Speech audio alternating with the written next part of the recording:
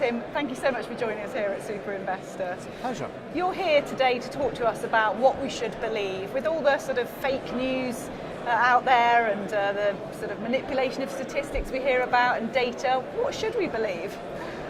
Well, it's a very good question. I think the first thing to point out is that the threat of fake news is perhaps not that we're going to believe something we shouldn't believe.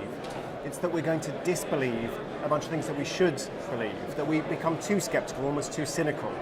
I think it's not a surprise that the most successful book about statistics ever published was called How to Lie with Statistics. And it just introduced this idea that it's just a game, it's a trick, it's like a conjurer on stage, and if you can spot people lying to you, then you can feel clever, but never take it seriously. And actually that's a tragedy, because we do need to be able to take numbers seriously, statistics seriously, evidence seriously. About the same time How to Lie with Statistics was published back in the 1950s, Richard Dole and Austin Bradford Hill, two British epidemiologists, were using statistics, this joke, to prove that cigarettes cause lung cancer. So it's not a joke, it's not a game. We need to take it very seriously indeed. So how do we reinforce that there are things people can believe in, and how should they define what those things should be? Well, I think the most straightforward thing is to notice your own emotions. I know it sounds kind of like this is a yoga retreat attitude to statistics, but we have strong feelings about a lot of the factual claims and statistical claims that are put in front of us. Anything from a doctor saying you've got cancer and the median survival time is 8 months, to your favourite politician telling you that his policy or her policy is going to be a glorious success, and you can see it in the numbers. We want to believe certain things, we want to disbelieve certain things, and that's just human nature. It's called motivated reasoning. I can't fix that. I can't fix that in myself, I can't fix that in you, I can't fix that in anybody. But we can all just pause, slow down and calm down and just notice how a statistical claim is making you feel. Are you thinking to yourself, can I believe this? I want to believe this. Can I? Or are you thinking to yourself, must I believe this? I don't want to. Must I believe it? If you notice your own emotional reaction, then you're more likely to be on the first step of a journey towards actually understanding the world around you. And it's quite interesting. You look at how many politicians behave. When was the last time Donald Trump tweeted something that was an invitation to calm reflection? The persuaders, they don't want us to slow down and calm down. They want us to hurry up and feel.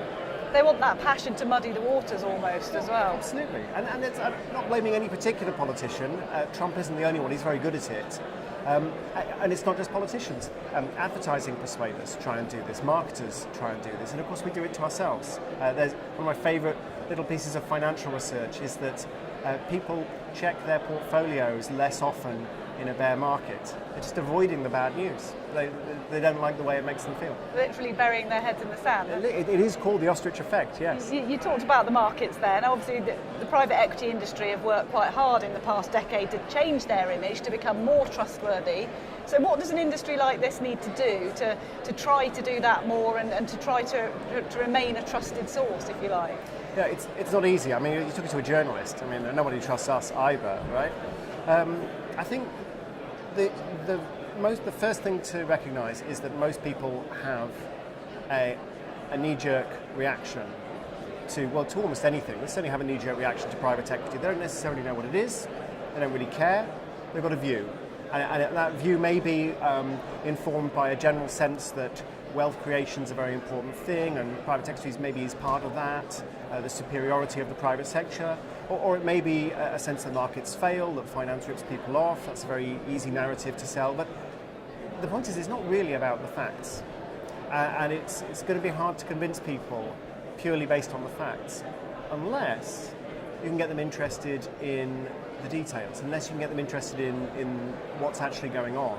And once you can awaken people's sense of curiosity, whether it's about private equity, whether it's about climate change, whether it's about a particular political process, whatever it is, you can get people asking questions and going, interesting, I'd like to find out more, I'd like to find out what's really going on, then you have a chance. And in terms of believing and trusting, would a greater transparency from something like private equity help with that and help engage people more?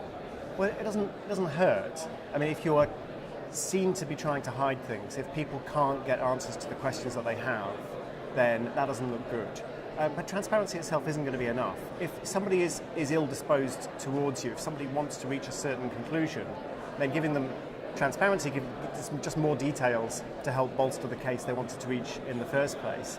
And more generally, most people, they don't really care. They don't have a strong opinion. They don't want to click through and look at all the data. They just want to form an opinion. So transparency is a first step. But if you really want to engage people, you actually have to make them want to know.